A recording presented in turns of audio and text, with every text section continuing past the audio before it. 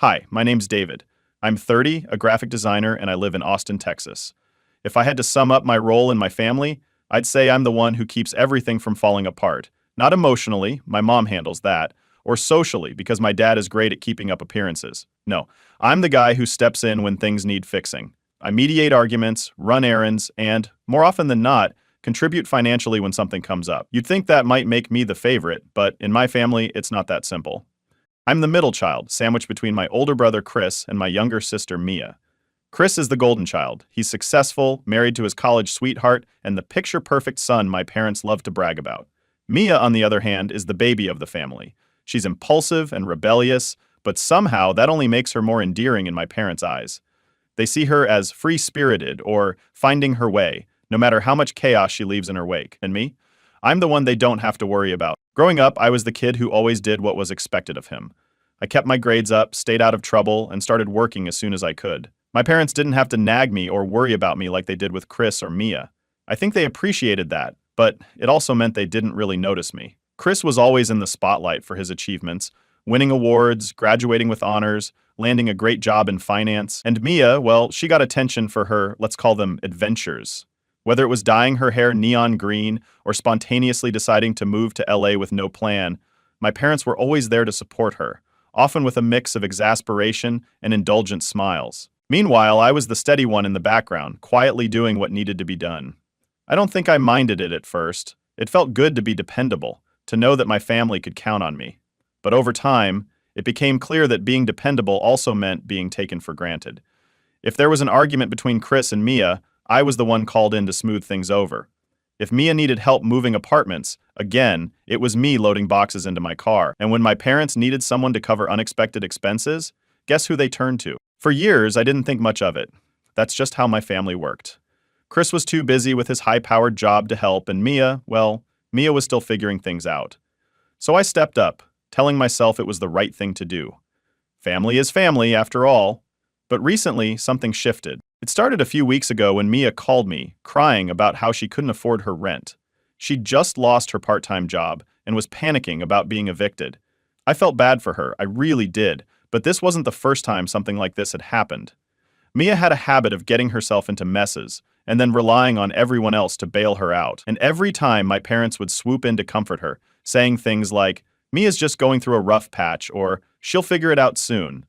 They'd help as much as they could, but when their resources ran dry, they'd look to me to cover the rest. This time, though, I said no. Politely but firmly. I told Mia I couldn't help her financially, but I'd be happy to help her look for a new job or find a cheaper apartment. She didn't take it well. "Wow, David," she said, her voice dripping with sarcasm. "I guess it's nice to know where I stand with you." She hung up before I could respond. A day later, my mom called. "David, honey, I know Mia called you about her rent," she said, her tone already edging toward a guilt trip. "She's really struggling, and Chris can't help right now. I just thought maybe you could pitch in, just this once." "Mom," I said, keeping my voice calm, "I've helped Mia a lot over the years. She needs to learn to handle things on her own." There was a pause, and then she sighed. "I understand that, but you know how she is. She's your sister, David. Family is supposed to support each other." "Huh?" That phrase, "family is supposed to support each other," was one I'd heard more times than I could count, and every time it seemed to mean the same thing. David is supposed to support everyone else. I wanted to push back, to explain how tired I was of always being the one to step up, but I knew it wouldn't get me anywhere. So I said, "I'm sorry, Mom, but I can't help this time." She didn't argue, but the disappointment in her voice was hard to miss.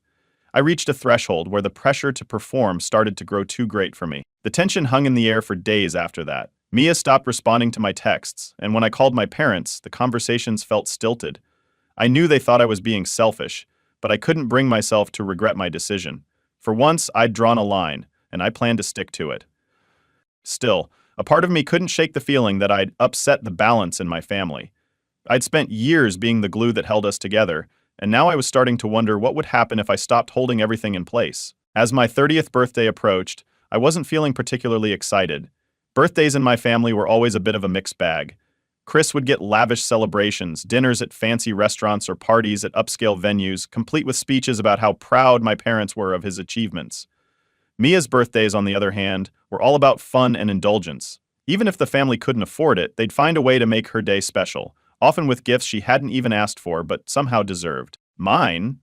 Well, they were quieter. A cake, a few cards, and maybe a home-cooked meal if my mom wasn't too busy. I never expected much, so I usually made my own plans. But this year, I was caught off guard when my mom called me a week before my birthday. "David, hi honey," she said, her voice unusually cheerful. "How are you doing?" "I'm good, Mom," I replied cautiously. "What's up?" "Well," she said, dragging out the word like she was building up to something exciting. "Your big 3-0 is coming up. Can you believe it?" "Yeah, I know," I said with a small laugh. "It feels weird, honestly." "Well, don't make any plans," she said, her tone bright and confident. "We have something special in store for you." For a moment, I didn't know what to say. My family planning something special for me? That was new. "Oh, okay," I said finally, trying not to sound too surprised. "What is it?" "Oh, I can't tell you that," she said, laughing lightly. "It's a surprise, but trust me, you'll love it." I hung up the phone, feeling an unfamiliar mix of emotions. Part of me was touched. Finally, my family was doing something for me. Maybe they'd started to notice how much I'd done for them over the years. Maybe this was their way of showing they appreciated me. For once, it felt like I was being prioritized, and I couldn't help but feel hopeful. As the week went on, I found myself thinking about what they might be planning. A dinner? A small gathering? Maybe even a party? I tried not to let my expectations get too high, but the idea of being celebrated for a change was exciting. When the day finally arrived, I drove to my parents' house, feeling a mix of anticipation and nervousness. I'd kept my schedule clear, as instructed, and even dressed up a little, nothing fancy, just a button-down shirt and jeans. As I pulled into the driveway, I noticed a few extra cars parked outside. My heart lifted. It looked like they'd gone all out. When I walked through the front door, I was greeted by a loud chorus of "Surprise!" The living room was filled with people, family, friends, and even a few coworkers I hadn't seen in years. For a second, I just stood there, stunned. Streamers and balloons were taped haphazardly around the room, and there was a table piled with snacks, drinks, and a store-bought cake. "Happy birthday, David," my mom said, rushing over to hug me. "Were you surprised?" "Yeah," I said, smiling. "I definitely didn't see this coming." The decorations were a little sloppy, and the food looked like it had been thrown together at the last minute, but I didn't care. What mattered was that they'd done something for me. As I moved through the crowd, shaking hands and accepting hugs, I felt a warmth I hadn't felt in a long time. Maybe things were finally changing. Mia and Chris were there too, chatting with guests and occasionally glancing my way. Mia gave me a quick hug and said, "Happy birthday, big bro," before darting off to talk to someone else. Chris handed me a beer and said, "Welcome to the 30s club, man. It's not so bad." It wasn't perfect, but for once, it felt like the spotlight was on me. I couldn't remember the last time my family had made such an effort for one of my birthdays. Sure, the decorations weren't exactly Pinterest-worthy, and the snacks were mostly chips and store-brand salsa, but I appreciated the thought behind it. I spent the next hour mingling with the guests, catching up with old friends and enjoying the moment. At one point, I noticed my mom bustling around the room, making sure everyone had drinks and snacks. She caught my eye and smiled. "Having fun?" she asked. "Yeah," I said honestly. "Thanks for putting this together, Mom. It means a lot." Her face softened, and for a moment, she looked like she wanted to say something more. But then someone called her name, and she hurried off, leaving me to wonder if this was her way of making up for all the times I'd felt overlooked. As the night went on, I started to relax. The party wasn't extravagant, but it was nice. People seemed happy to be there, and for once, I felt like the center of attention. Not because I was fixing a problem or stepping in to help, but because it was my day. I tried not to think about how rare that feeling was, and just let myself enjoy it. But as I stood by the snack table, sipping my drink and watching the room, I couldn't shake a nagging feeling in the back of my mind. Something about the party felt off.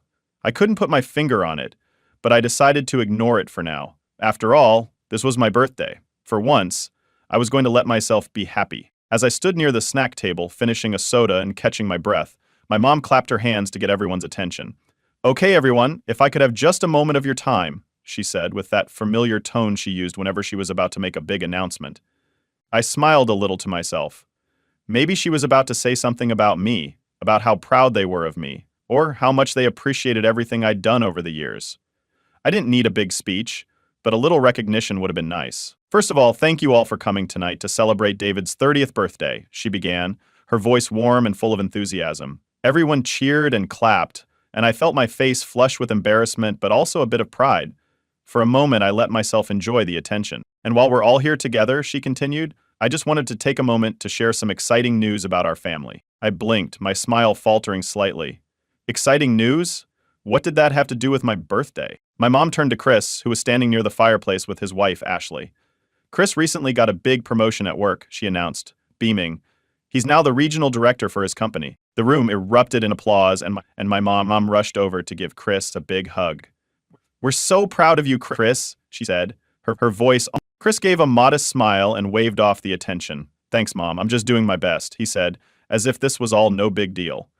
Ashley leaned in to kiss his cheek, and my parents looked at them like they were watching the climax of a feel-good movie. I clapped along with everyone else, though the knot forming in my stomach was hard to ignore. Of course I was happy for Chris, but this was supposed to be my day.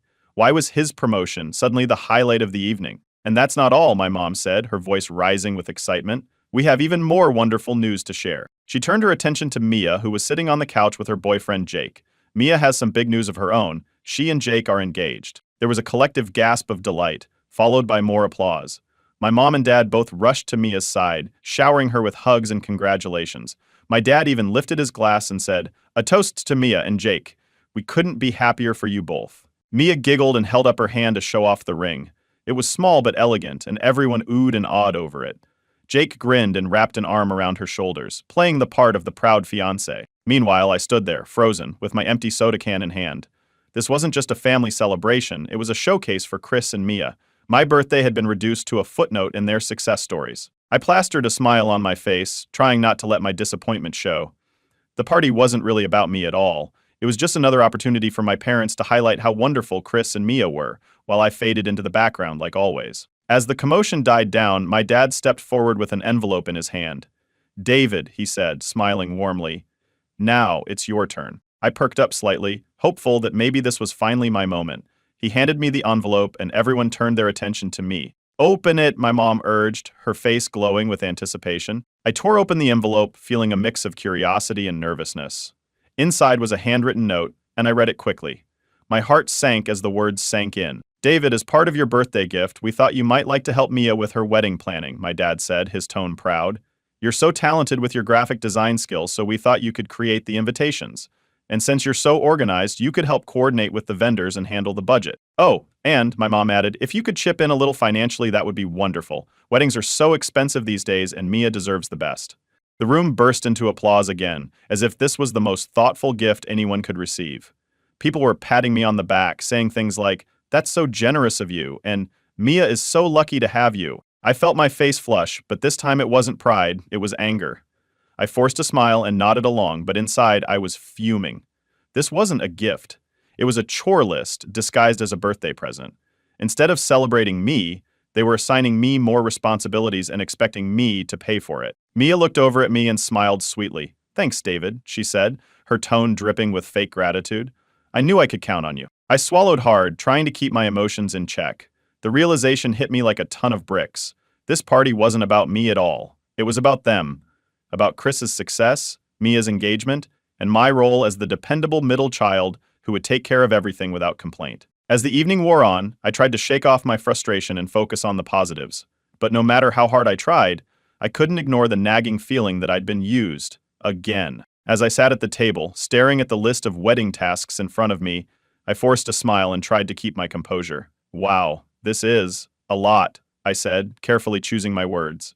"Thanks for thinking of me, but I'm not sure I'll have time to take all of this on." Mia's face immediately hardened. "What do you mean you won't have time?" she said, her tone sharp.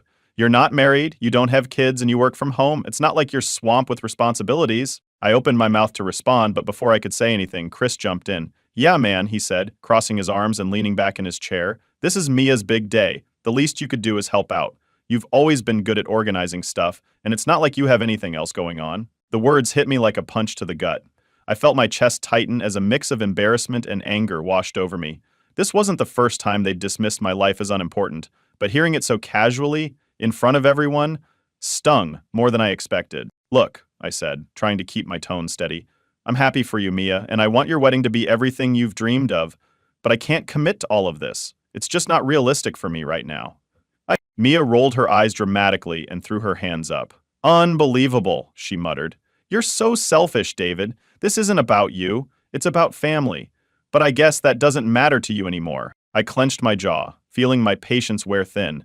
"It's not about being selfish," I said calmly. "It's about boundaries. I can't keep dropping everything every time someone in this family needs something." "Boundaries?" Mia scoffed.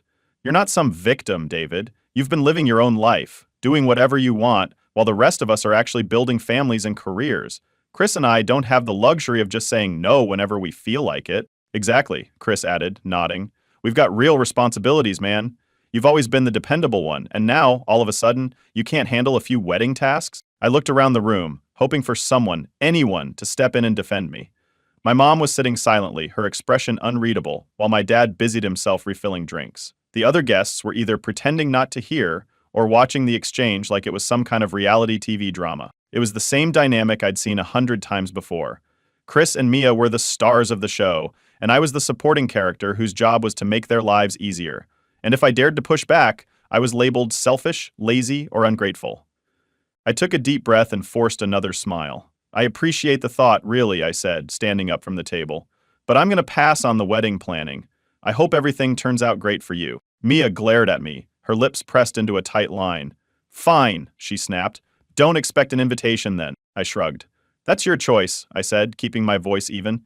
Good luck. As I walked away, I could feel the weight of everyone's stares, but I refused to look back.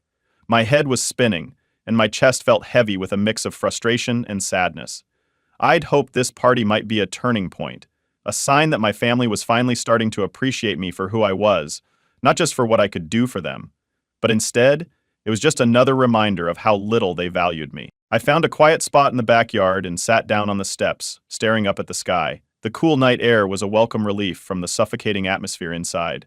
My mind raced with memories of all the times I'd been treated like this, like my life didn't matter as much as theirs, like my only purpose was to serve their needs. I thought about the countless holidays where I'd gone above and beyond to make things special for everyone, only to be met with lukewarm gratitude. I thought about the money I'd spent, the time I'd given, and the sacrifices I'd made, all because I wanted to keep the peace.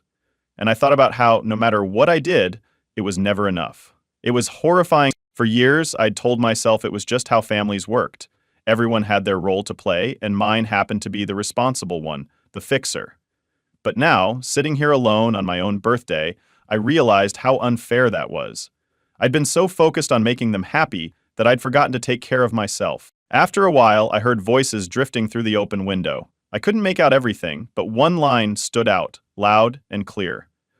David should step up, my mom was saying to one of my aunts. Chris has so much on his plate, and Mia deserves a perfect wedding. He doesn't have a family of his own, so it's not like he's too busy. I just don't understand why he's being so difficult. I felt a lump rise in my throat as her words sank in. She wasn't defending me or trying to understand where I was coming from. She was doubling down, painting me as the problem. The knot in my chest tightened, and I felt a familiar wave of frustration and sadness wash over me. This wasn't just about the wedding or the party. It was about a lifetime of being treated like I didn't matter unless I was useful to them. And in that moment, something inside me snapped. I couldn't keep doing this, not for them and not for myself. The party was still in full swing when I decided I couldn't take it anymore. Watching everyone laugh and chat, oblivious to how I felt, made my stomach churn.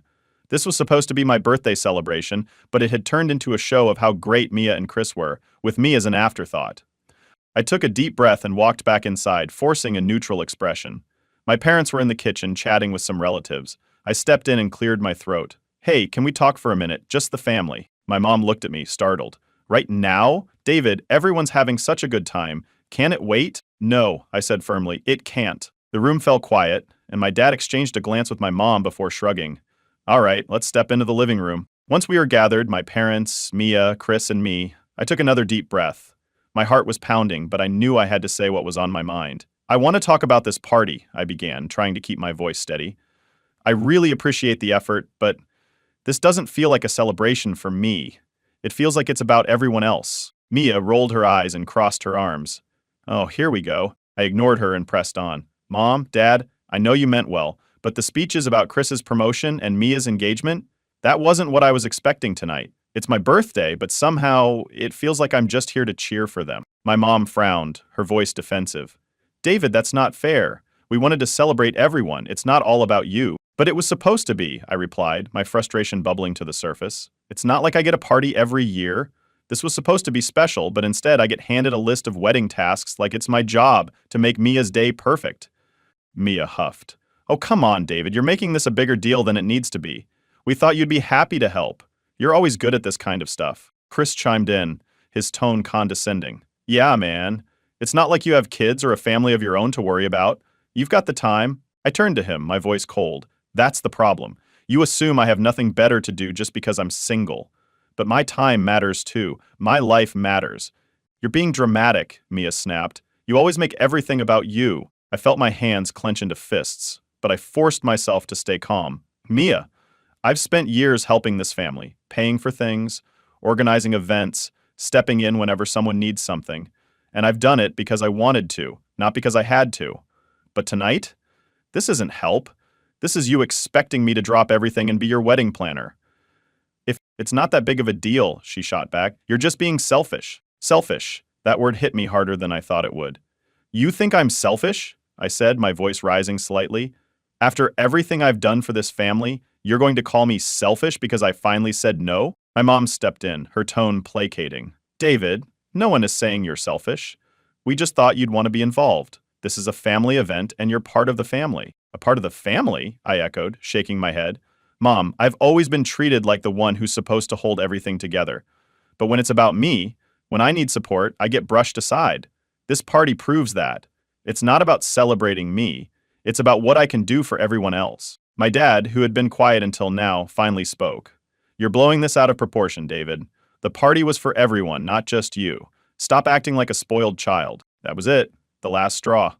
I took a deep breath, forcing myself to stay composed. You know what? I'm done. Done with what? Mia asked, her voice dripping with sarcasm. Done being the family's default helper, I said firmly. I'm not taking on your wedding tasks, Mia. I'm not going to be your safety net anymore. From now on, I'm focusing on my life. My mom's face fell. David, don't say that. We need you. No, I interrupted, my voice steady. You need me to do things for you. But you don't value me as a person. If you did, you wouldn't dismiss my feelings like this. I've given so much to this family, and I've gotten so little in return. Chris scoffed. Oh, come on, you're acting like we've never done anything for you. I looked at him, my voice cold. Name one time. He opened his mouth, but no words came out. Mia looked away, her arms crossed. My parents exchanged uneasy glances. The silence said everything. I love you all, I said, my voice softening. But I can't keep living like this. I need to step back, for my own sake. With that, I turned and walked out of the room. No one followed me, and for the first time in years, I felt free. As I left the party, I realized that standing up for myself wasn't just about setting boundaries. It was about reclaiming my life. The morning after the party, my phone buzzed incessantly. I groaned, rolling over in bed to check it.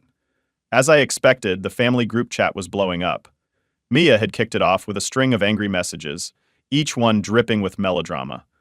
I can't believe David ruined my announcement night, she wrote, as though the party hadn't been billed as my birthday celebration. All he had to do was support me, and he couldn't even do that. Unbelievable, Chris chimed in next. Seriously, man? Immature much? You turned the whole thing into a pity party. Grow up. It was the same tone they'd used last night, and it hit me like a brick wall of déjà vu. They weren't angry because I'd called out the unfairness. They were angry because I wasn't playing my usual role.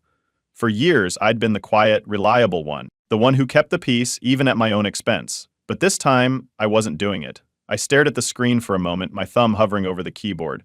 Part of me wanted to respond, to fire back with all the things I hadn't said last night. But what was the point? They didn't want to understand, they just wanted me to fall back in line.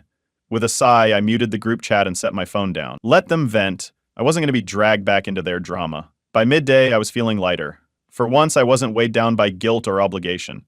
I made myself breakfast, listened to music, and started working on a project I'd been putting off for months. It was refreshing to focus on something that was entirely for me, but of course, the peace didn't last long. Around 2 p.m., my mom called. I debated ignoring it, but decided to pick up. Better to deal with her head-on than let it stew.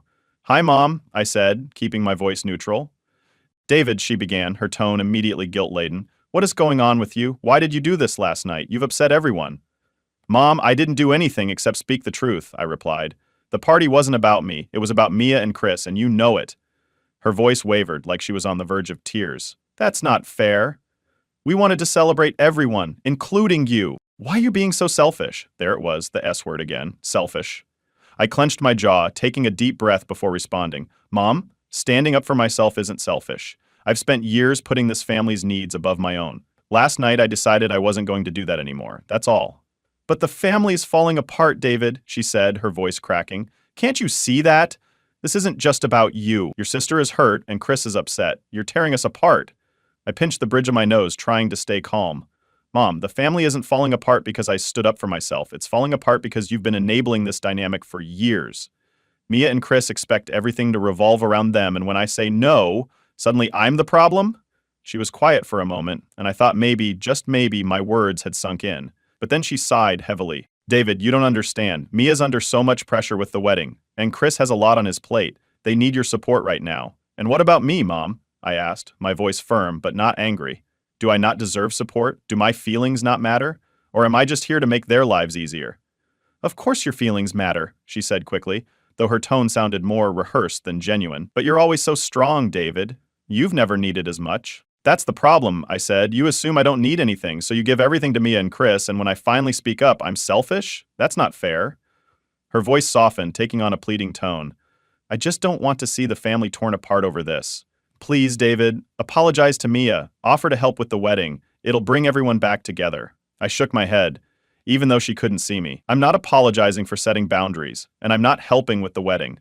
I'm done being the one who sacrifices everything for this family. If that's what it takes to bring us back together, then maybe it's time things changed. Her voice broke then, and I heard her sniffle. I just don't know what to do, David. I don't want to lose you. You're not losing me, Mom, I said gently. But I'm not going to keep bending over backward for people who don't respect me. If Mia and Chris want a relationship with me, they need to start treating me like an equal, not a doormat. There was a long silence before she spoke again. I'll talk to them, she said quietly.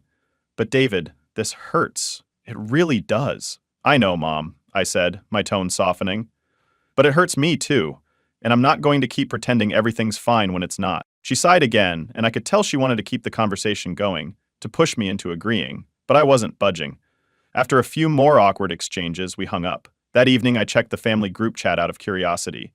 It had quieted down, though Mia had posted a passive-aggressive meme about family loyalty. I rolled my eyes and closed the app. Let them stew. I wasn't engaging. For the first time in years, I felt like I was in control of my own life. It wasn't easy. It never is when you set boundaries with people who are used to taking advantage of you. But I knew it was the right thing to do. If they couldn't handle the new dynamic, that was their problem, not mine. And honestly, it felt good. After that chaotic confrontation and my firm decision to step back, my life began to shift in ways I hadn't expected.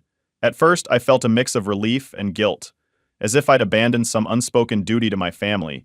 But the more time passed, the more I realized how much of myself I'd been neglecting all these years. I started reconnecting with friends, people I'd barely seen because I was always too busy bailing my family out of their latest crises. My best friend Jake, who I hadn't hung out with properly in months, was the first to call me out. Man, where have you been? He asked as we grabbed coffee one Saturday morning. You used to be the guy organizing game nights, and now you're like a ghost. I laughed, a little embarrassed. You know how it is, family stuff. He raised an eyebrow. Family stuff, or you being their unpaid assistant? His words hit a little too close to home. I shrugged. Maybe both. Well, good for you if you're finally drawing some lines. You deserve to have your own life, Dave. Hearing that was like a breath of fresh air. For the first time in forever, I wasn't prioritizing someone else's drama over my own happiness. I signed up for a photography class I'd been meaning to take for years, joined a weekly trivia group with coworkers, and even started hiking on the weekends. These small changes made me realize just how much energy my family had been draining from me. Meanwhile, things weren't going so smoothly on the family front. I wasn't in the group chat anymore, but word got around. Mia was struggling with wedding planning. Apparently, she'd gotten into a massive fight with our mom about the guest list, and Dad wasn't helping either. Chris, true to form, he stayed on the sidelines, claiming he was too busy to deal with it. A mutual friend told me Mia had even vented about me to her bridesmaids. David just abandoned us, she'd said. He's being so selfish when we need him the most. Hearing that didn't sting the way it used to. Instead, it made me realize just how deeply rooted this entitlement was. For years, I'd stepped in whenever something went wrong, and now that I wasn't there, they were scrambling. Mom tried her usual guilt trips a couple of times. Once, she called and casually mentioned how stressful things had been lately, emphasizing how much Mia was struggling. But when I didn't take the bait, she eventually stopped bringing it up. Dad, on the other hand, didn't call much at all. He was always more passive about these things, and I figured he wasn't sure how to approach me now that I wasn't quietly fixing everything. Part of me wanted to feel bad about that, but I reminded myself that it wasn't my responsibility to maintain a relationship where I was the only one putting in the effort. As the months passed, I felt lighter. For the first time in years, I wasn't carrying the weight of my family's expectations. I wasn't fielding calls about overdue bills, last-minute favors, or emotional guilt trips. My time was my own, and it felt incredible. When my next birthday rolled around, I decided to keep it simple. No big parties, no family drama, just a quiet dinner with a few close friends. We laughed, ate good food, and reminisced about old times. It wasn't extravagant, but it was perfect. Jake raised his glass during the meal. To Dave, he said, grinning, for finally living his best life. Everyone laughed and clinked their glasses, but those words stuck with me.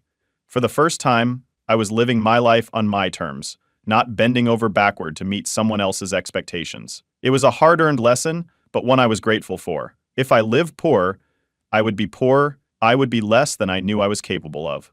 Later that night, as I sat alone in my apartment with a slice of leftover cake, I thought about everything that had happened over the past year. I missed the idea of a close-knit family, the kind you see in movies or hear about from friends. But I'd come to accept that my family wasn't like that, and that was okay. I didn't have to keep sacrificing myself to earn their approval or love. I realized I'd spent too long trying to fix something that wasn't mine to fix. By stepping back, I'd given them the chance to grow and take responsibility for themselves. Whether they chose to do that was up to them, not me. As I blew out the candle on my slice of cake, I made a promise to myself. I wouldn't settle for being treated as an afterthought again. I deserved better than that, and from now on, I'd make sure I got it. For the first time in years, I felt free, and that, I realized, was the best gift I could have given myself. I'm a 26-year-old guy, working full-time, and I'm in the middle of a custody battle for my 4-year-old daughter, Lily. It's been one of the most challenging chapters of my life, and everything rides on the next court hearing. This isn't just any hearing, it's the one where visitation rights will be decided. It's a huge step in proving I'm capable of giving Lily a stable and loving home. If I miss it, the consequences could be irreversible. But let me rewind a bit to explain how things got to this point. My relationship with my parents has always been rocky, to put it mildly. They've been the type to control every aspect of my life, from what I should study to how I should live, and even when I became a father. They didn't hide their disapproval of me having a child with my ex-wife, and honestly, their dismissive attitude hasn't changed much since. To them, I'm still the irresponsible teenager who didn't live up to their expectations, no matter what I do now. When I told them about the court hearing, I thought they might offer some encouragement. I wasn't asking for much, just a little moral support. Instead, they barely reacted. My mom shrugged, and my dad changed the topic to his plans for fixing the garden. I chalked it up to them being preoccupied and moved on. That was my mistake. I should have seen it coming. A week later, they dropped their bombshell. My parents gathered the family to announce that they had booked a vacation to a beach resort. Sounds nice, right? Except it was planned for the exact date of my court hearing. I couldn't believe it. I vividly remember them discussing the possible dates just days after I told them about the hearing, so there was no way this was a coincidence. I brought it up calmly at first.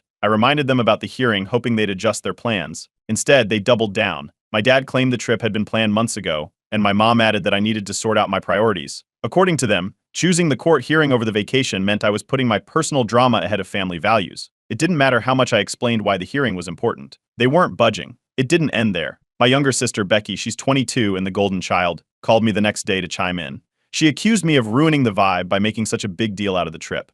Becky has always been my parents' biggest cheerleader, and it was no surprise she took their side. She even went as far as to suggest I skip the hearing altogether. Her reasoning? Courts can reschedule, but family memories last forever. Easy for her to say, she doesn't have a custody battle hanging over her head. This wasn't the first time my parents used manipulation to try to control me. Growing up, they had a way of twisting every situation to make me feel like the bad guy. If I didn't agree with their plans, I was ungrateful. If I stood my ground, I was rebellious. I can't count the number of family dinners that ended with me apologizing for things I didn't even do, just to keep the peace. But this time was different. The stakes were too high. I wasn't just fighting for myself, I was fighting for Lily. Not attending the hearing wasn't an option. I explained this to my parents as clearly as I could. Their response? An ultimatum. Either I join the family vacation or risk being excluded from all future family events. They said it like they were offering me some profound life lesson. I wasn't falling for it. Still, the pressure was getting to me. The thought of being cut off from my family stung. Even after everything they'd done, I started to second-guess myself. Was I making the right choice? Was I being selfish? That's when I confided in my best friend, Ryan. He's the kind of person who sees through the noise and gets to the heart of the matter. After hearing everything, he didn't hesitate to tell me I was doing the right thing.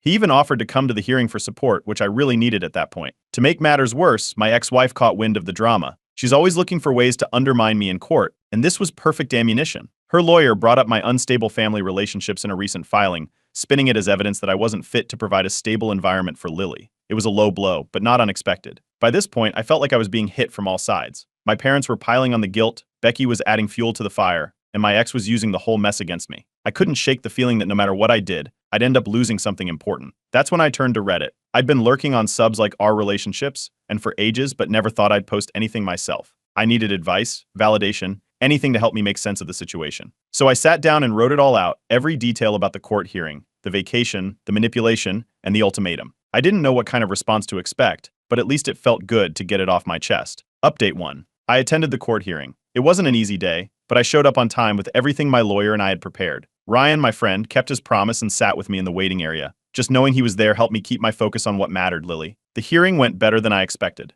The judge reviewed the evidence and decided to grant me temporary primary custody of Lily. I felt a huge weight lift off my shoulders when I heard the decision. It wasn't the final ruling, but it was a step in the right direction. I knew this would give me a chance to show I could provide a stable environment for her. When I got home that evening, my phone was flooded with notifications. My parents hadn't called or texted once to ask how the hearing went. Instead, I saw that Becky had been busy posting on social media. Her latest post was a thinly veiled jab, talking about how some people only care about themselves and forget who's been there for them their whole lives. The comments underneath were a mix of relatives and family friends chiming in with their support for her, calling her wise beyond her years. I didn't even have to ask, I knew it was about me. Then I noticed something else. I'd been removed from the family group chat. This wasn't a small, casual group either. It was where all the family plans, updates, and conversations happened. I scrolled up to see if I'd missed anything and found messages openly criticizing me, calling me disrespectful and selfish. At some point, someone must have decided I didn't deserve to be part of the conversation anymore. The fallout didn't stop there. My ex-wife had apparently been keeping tabs on everything. Her lawyer submitted a new claim to the court, arguing that my strained relationship with my family was evidence I couldn't provide Lily with a supportive environment. They used screenshots of Becky's posts and even some of the comments from the group chat to back up their argument. I was furious, but there wasn't much I could do except keep pushing forward. Ryan stepped up again during this time. He agreed to testify as a character witness, emphasizing how much I'd been doing to create a stable life for Lily. He told the court about how I'd been working extra hours to save for her future and how I'd prioritized her well-being above everything else. His testimony helped counter the narrative my ex was trying to spin, and I was grateful to have someone in my corner. Meanwhile, my parents weren't letting up. A few days after the hearing, I received an email from them. It was long, scathing, and full of accusations. They claimed I'd ruined family traditions by skipping the vacation, and that my actions showed I didn't care about anyone but myself. Reading it brought back memories of my childhood when every disagreement ended with me being made out as the villain. It was their go-to tactic, guilt and blame. At this point, I decided to follow some advice I'd gotten on Reddit. A commenter had suggested therapy to help deal with the emotional toll of everything that was happening. I made an appointment and started unpacking years of baggage I didn't even realize I'd been carrying. The therapist helped me see that my parents' behavior wasn't new, it was just the latest chapter in a long pattern of control and manipulation. Then, something unexpected happened. I got a message from my estranged aunt, someone I hadn't spoken to in years. She'd seen the social media drama and reached out to tell me she understood what I was going through. Apparently, she'd been pushed out of the family in a similar way years ago for standing up to my parents. Hearing her story made me feel less alone. She even offered to help if I needed more support during the custody battle. While all of this was happening, I focused on what I could control. My lawyer and I started preparing for the next phase of the custody case. We gathered more evidence, lined up witnesses, and worked on building a stronger argument. I ignored the escalating drama from my family, knowing it was just another distraction. That didn't stop my parents from trying, though. They began telling relatives that I was choosing my ex over the family. It didn't make sense, but that didn't matter. They twisted the narrative to make themselves look like the victims, and some relatives believed them. Others stayed neutral, not wanting to get involved. One night, I decided I'd had enough. I called my parents and confronted them about everything. The vacation, the group chat, the accusations. The conversation quickly turned into a shouting match. They dismissed the importance of the court hearing entirely, saying family matters more, and that I should have been there for the trip. It was clear they weren't going to change their minds. Through all of this, one thing became clearer to me. Their behavior wasn't just affecting me, it was a potential risk to Lily. If this was how they treated me, how long would it be before they started treating her the same way? For her sake, I started seriously considering cutting ties. I posted an update on Reddit about the aftermath.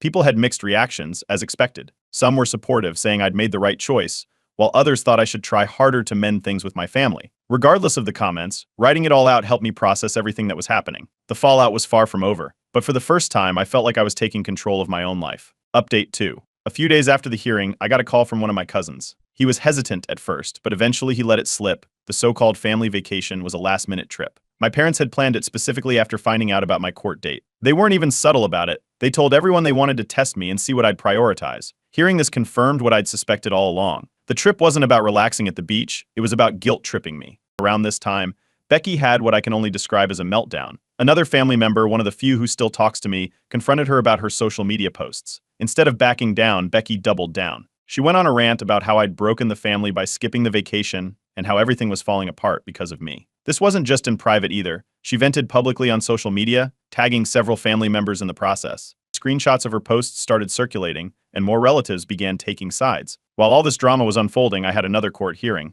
Thankfully, the judge saw through the noise. My ex's attempt to use my family issues against me didn't hold water. The judge made it clear that family drama was irrelevant to custody, focusing instead on my ability to provide a stable environment for Lily. It was a small victory, but one I desperately needed. Back at home, the rumors kept spreading.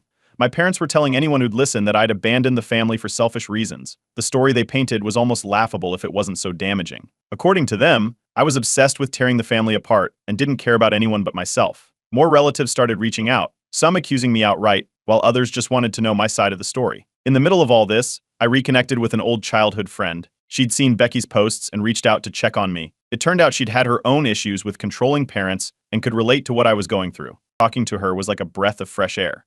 She reminded me that I wasn't alone in dealing with this kind of toxicity and encouraged me to keep focusing on what mattered. Then, out of nowhere, I noticed that more family members had blocked me on social media. Becky's posts had apparently done their job. Some of the people I'd grown up with were now cutting me off completely, siding with my parents without even bothering to hear me out. It stung, but at this point, I was getting used to it. Just when I thought things couldn't get worse, Becky took things to another level. She contacted my workplace, claiming she was concerned about me and my ability to focus on my job. It was a thinly veiled attempt to sabotage me. Luckily, my manager saw through it and gave me a heads up. I was furious, but I also realized I needed to take action. I consulted a lawyer to explore my options for setting legal boundaries. A restraining order wasn't off the table, especially if Becky kept escalating. Around the same time, I received a handwritten letter in the mail. It was from an unknown relative, though I had a pretty good idea who it was. The letter urged me to apologize for the sake of family unity and make things right before it's too late. It was filled with the same guilt-tripping language I'd grown up hearing. I tossed it in a drawer and tried not to dwell on it. Therapy was becoming a lifeline. In one session, I had a breakthrough.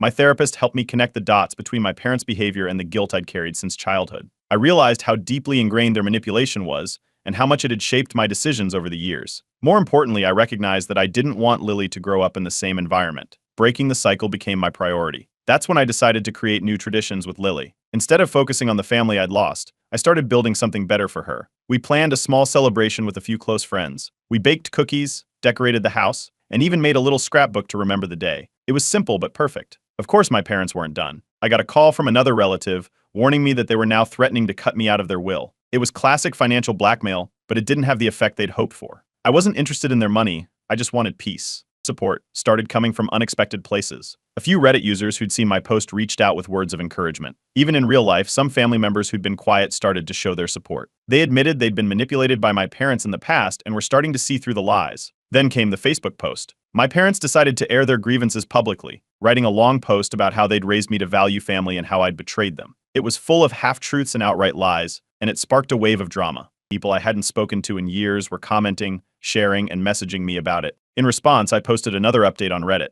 This time, I included screenshots to clarify what was happening. The support was overwhelming. People called out my parents' behavior for what it was, manipulation and control. Seeing those comments reminded me that I wasn't crazy or overreacting. I was doing what I needed to do for Lily and myself. The fallout wasn't over, but for the first time, I felt like I was finally gaining the upper hand. Update 3. The Facebook post my parents made was the tipping point. They didn't hold back. It was long, dramatic, and designed to paint me as the villain. The opening line accused me of abandoning the family, and it only got worse from there. They wrote about how they'd sacrificed everything to raise me, only for me to turn into an ungrateful child who couldn't even prioritize family over petty personal issues. They also threw in a few details about the custody battle, twisting the story to make it sound like I was the unstable one. The post blew up. Relatives and family friends started messaging me almost immediately. Some were angry, accusing me of being selfish and disrespectful. Others offered quiet support, saying they'd suspected for years that my parents weren't as perfect as they made themselves out to be. The mixed reactions didn't surprise me, but the sheer volume of messages was overwhelming. Becky wasn't done either. She sent me a long message filled with everything she thought I needed to hear. She accused me of destroying the family dynamic and claimed I was putting my selfish desires ahead of what was best for everyone else. It was a full-blown rant, with no room for discussion or understanding. Becky had always been good at echoing our parents' talking points, but this time she took it to a new level. Surprisingly, not everyone bought into their narrative. A few of my cousins started stepping up online. They commented on the Facebook post, calling out my parents for their manipulation and pointing out how often they treated me unfairly in the past. One of them even posted a screenshot of a family group chat from a few months ago where my parents discussed planning the vacation specifically to test me. It was a small win, but it felt good to have some backup for once. In therapy, I shared what had been happening. My therapist helped me connect the dots between my parents' public shaming tactics and their long history of control. This wasn't just about the vacation or the custody battle, It was a pattern they'd used my whole life. Therapy was helping me see that their behavior wasn't my fault and that setting boundaries wasn't just necessary, it was long overdue. Meanwhile, Lily was thriving. With the temporary custody arrangement in place, I had more time to focus on her, and it was clear she was happier. She loved her new ballet class and was starting to make friends there. Seeing her smile and hearing her talk about her little accomplishments made all the drama with my family feel less important. It was a reminder of why I was doing all of this in the first place. But my parents weren't ready to let go. One afternoon, they showed up unannounced at my house. I was in the middle of making dinner when I heard the doorbell, and there they were, standing on my porch like nothing had happened. They demanded I explain myself, insisting that I owed them an apology for how I'd been acting. I stood firm and refused to let them in. After a few minutes of arguing, they left, but I knew this wasn't the end of it. The next day, I sent them a formal email. I laid out clear boundaries, no unannounced visits, no more public posts about me, and no attempts to interfere in my custody case. I made it clear that if they crossed any of these lines, there would be consequences. It felt like a turning point, even if I wasn't sure they'd take it seriously. Unfortunately, my ex-wife decided to capitalize on the drama. She filed a motion claiming that the ongoing issues with my family proved I couldn't provide a stable environment for Lily. My lawyer was ready, though. We presented evidence showing that the conflict was one-sided and had no impact on Lily's well-being. The judge sided with me again, which was a relief. While cleaning out some old boxes, I stumbled across a diary I'd kept as a teenager. Flipping through the pages, I found entries about similar situations, times when my parents had used guilt, manipulation, and public shame to control me. Reading those entries was like seeing history repeat itself. It was painful,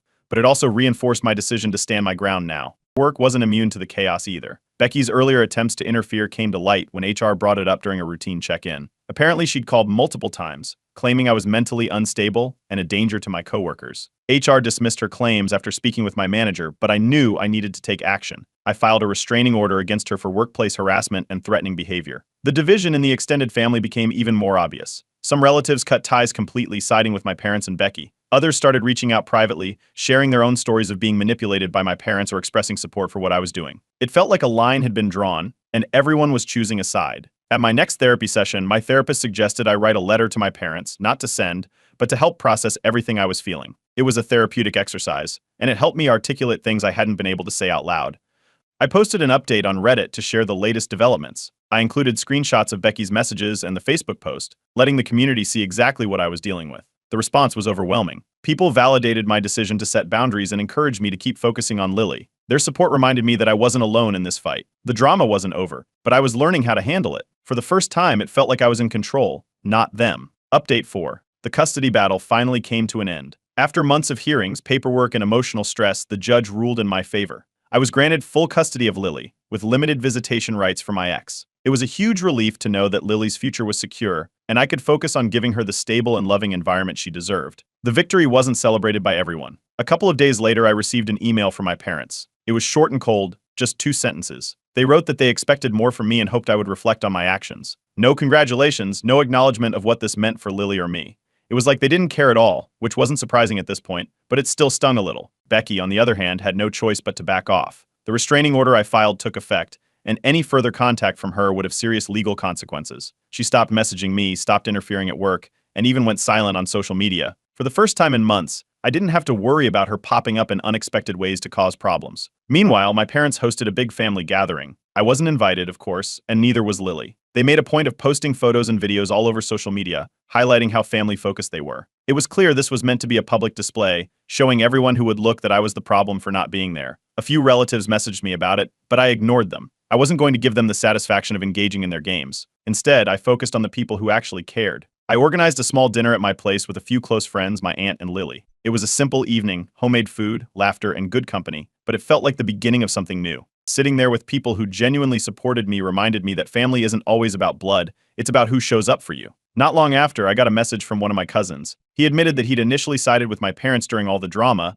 but seeing how they treated me had changed his perspective. He apologized for doubting me and said he'd started to notice the same manipulative patterns I'd been calling out. It was unexpected but appreciated. Things at work finally settled down as well. With Becky out of the picture, the tension I'd been feeling disappeared. My manager even pulled me aside to commend me for how I'd handled the situation. They said it wasn't easy to keep your head up during personal turmoil, but I'd done it. It felt good to know my efforts were being recognized in a professional setting. Lily was thriving too. She had her first ballet class recently, and watching her twirl around with a big smile on her face was one of the most rewarding moments I've had as a parent. Seeing her happy and confident reminded me why I'd fought so hard to create a peaceful life for her. This was exactly what I wanted for her, a chance to grow up in an environment free from unnecessary drama. Of course, my parents weren't ready to let things go. They started spreading rumors that I was unfit as a parent, claiming I was isolating Lily from her family. Thankfully, most of the extended family ignored these claims. By now, their pattern of behavior was becoming clear to everyone. An old high school friend reached out around this time after seeing my updates on Reddit. She'd dealt with similar issues growing up with difficult parents and wanted me to know I wasn't alone. We ended up reconnecting and sharing stories about how we'd each learned to set boundaries. It was a reminder that there were people out there who understood and supported me, even if they weren't part of my immediate family. Then, my parents blocked me on social media.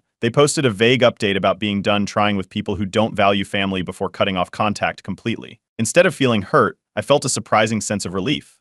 This was the first time in years that I wasn't under their constant scrutiny. The block felt like freedom, a chance to move forward without their interference. My aunt shared something with me during one of our conversations that made everything click. She told me my parents had tried the same tactics with her years ago when she decided to live her life differently than they wanted. Their pattern of control and manipulation wasn't new, it had just shifted focus to me. Hearing her story gave me more clarity and reinforced my decision to create distance. With the chaos behind me, I started building new traditions with Lily. One afternoon, we baked cookies together for the first time. It was messy, flour everywhere, and a few burnt batches, but it was perfect. We laughed, took pictures, and made a little memory book to Ryan the day. It felt like the beginning of something special, just for the two of us. I shared all of this in a heartfelt update on Reddit, thanking everyone for their advice and encouragement throughout this journey. The responses were overwhelmingly supportive, with people sharing their own stories and cheering me on. It felt good to know that even though my parents had tried to tear me down, I'd found a community of people who believed in me. For the first time in a long time, I felt like I was truly moving forward. Lily and I were building a life free from drama, surrounded by people who genuinely cared. It wasn't the family I was born into, but it was the family we chose, and that made all the difference. Update 5. The final court hearing came and went, and for the first time in what felt like forever, I could breathe. The custody arrangement was finalized, and I was granted full control over Lily's upbringing. My ex's visitation rights were limited to a strict schedule, and any unsupervised contact required court approval. The judge commended my efforts to provide a stable environment for Lily, and it was clear I'd done everything possible to secure her future. Walking out of that courtroom, I felt a weight lift that had been there for years. I didn't expect congratulations from my parents, but their silence was deafening. Word of the court decision reached them through mutual relatives, yet they didn't call, email, or send any kind of message. Nothing. It was as if I no longer existed in their world, which, given their past behavior, was probably for the best. In therapy, I had a breakthrough that shifted my perspective. For years, I'd been chasing something I didn't even realize I was seeking, their approval. Every decision I made, every accomplishment I achieved, had always carried the hope that maybe this time they'd acknowledge me. But sitting in that session, it finally hit me I didn't need their validation. I was thriving without them, and more importantly, Lily was thriving too. As I built my life around the people who genuinely cared, my relationships with supportive friends and relatives deepened. My aunt became a constant presence in our lives, and even some cousins who had stayed on the sidelines during the family drama started reaching out. They apologized for being distant and admitted they'd been manipulated by my parents for years. It was like a fog lifting, revealing who truly stood by me. Becky, on the other hand, had gone completely silent. The restraining order seemed to have been the wake-up call she needed. No more messages, no more social media posts, no more meddling at my workplace. It was a relief to finally have that chapter closed. Things at work improved, too. Without the distraction of constant drama, I was able to focus fully on my projects. My efforts didn't go unnoticed. I was offered a promotion, one that came with better pay, more flexibility, and opportunities for growth. It felt like proof that I could excel despite everything I'd been through. My boss even mentioned how impressed they were with my ability to handle challenges with grace and professionalism. Of course, my parents couldn't leave things alone entirely. Word got back to me through relatives that they'd started spreading rumors about a serious health scare. They were telling anyone who would listen that they were gravely ill, hoping it would guilt me into reaching out.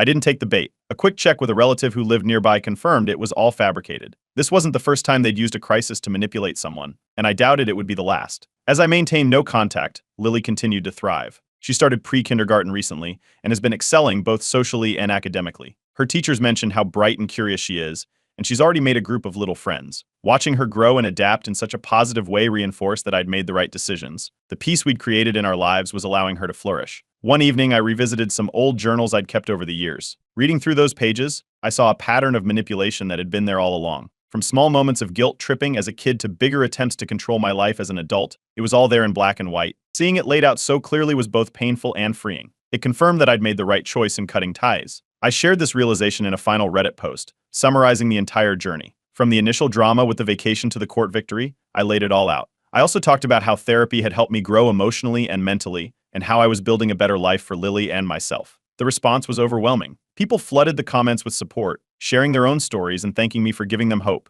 It was a reminder of how much strength could come from setting boundaries and choosing peace. Interestingly, some extended family members began reaching out after seeing my post. They admitted they'd been influenced by my parents' narrative, but were starting to see the truth. A few even apologized for things they'd said or done during the height of the drama. It was a bittersweet moment, but I appreciated their honesty. As life settled into its new rhythm, I started planning a trip for Lily and me with a group of close friends. It would be our first vacation without any family drama hanging over us, and I wanted it to be special. We chose a quiet spot near the mountains, somewhere Lily could explore and we could make new memories together. Just thinking about it made me excited for the future. In the end, the journey wasn't easy, but it was worth it. I found peace, surrounded by a chosen family who loves and supports me. Lily is thriving, and I'm in a place where I can give her the life she deserves. Looking back, I can't believe how much has changed, but I'm proud of how far we've come. I ended my final Reddit post with a simple thank you to everyone who had followed my story and offered advice along the way. Their support had been a lifeline, and I wanted them to know the impact they'd had. As I hit post, I felt a sense of closure. This was the happy ending I'd been working toward all along.